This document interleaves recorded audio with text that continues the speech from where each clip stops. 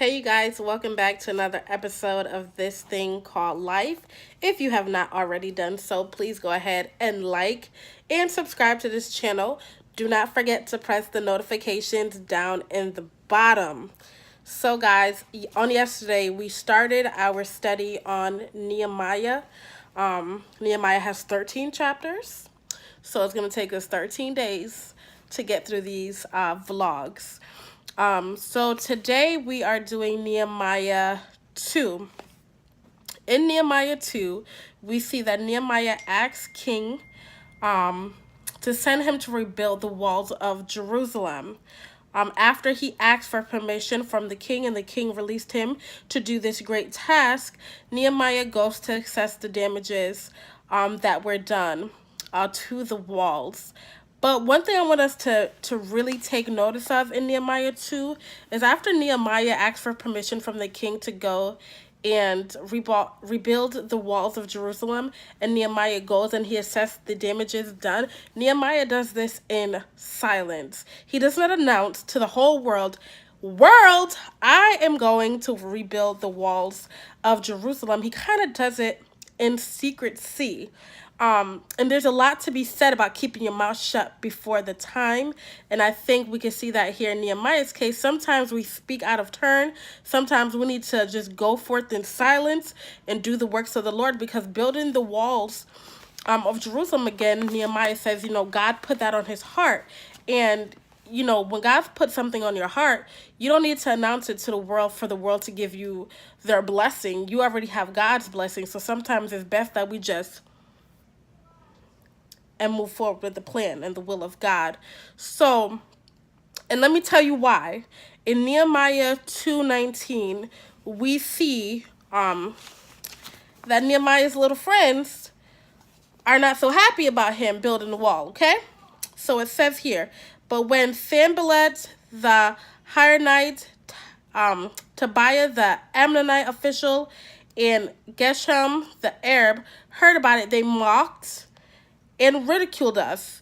What is this you are doing? They asked. Are you rebelling against the king? I answered to them by saying, the God of heaven will give us success.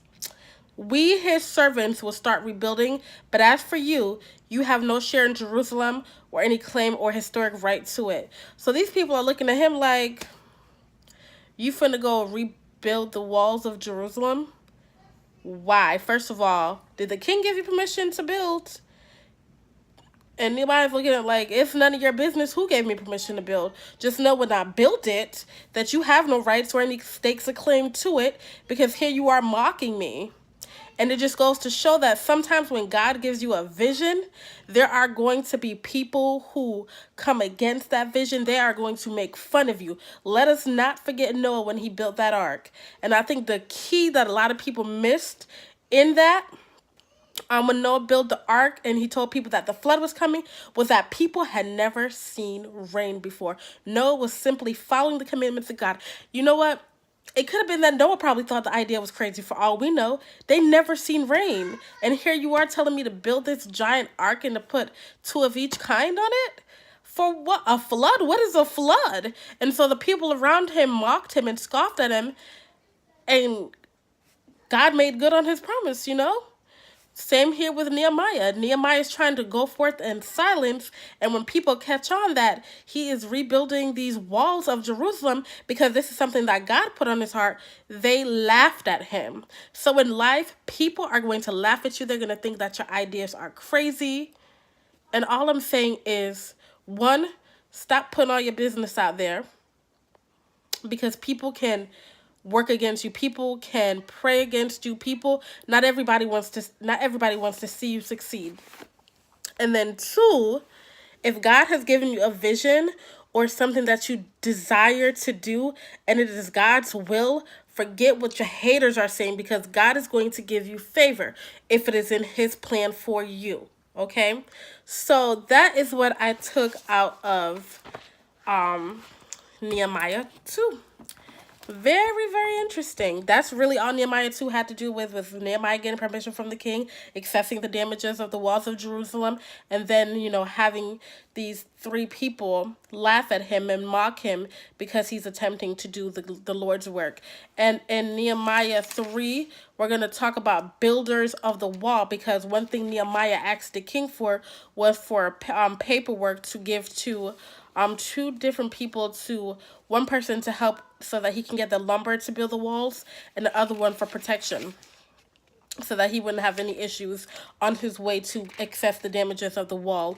And again, we see Nehemiah has done this with great class and dignity. He's kept his mouth shut about what thus says the Lord.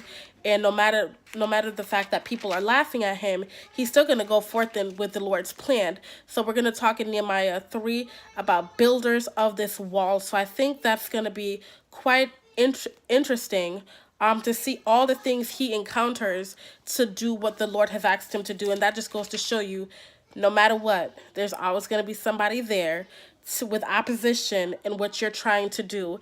And just know that if the Lord gave you that vision, or the Lord told you to do it, that you need to do it in spite of, excuse me, and that the Lord will see it through. So again, guys, this has been this thing called life. Please, please, please, please, please, if these videos are interesting to you, if you're learning anything, whether it's Nehemiah, Habakkuk, anything here on this channel, please go ahead and thumbs up this video. Please go ahead and put your prayer requests down there in the comment section, so I know what your needs are, so I can pray for you. And please don't forget to click on the notification bell down below, so that you will always know when I put up a new video. I am going to go ahead and be posting a new video every day. It's the first time in my entire YouTube career that I've actually decided to post every day. So, God, give me strength. But I definitely feel like this is the direction this channel needs to go in. We're going to be talking about other things, of course, is faith, family, and fun. So just welcome to the family. And I will talk to you guys tomorrow. Have a great night, guys. Peace.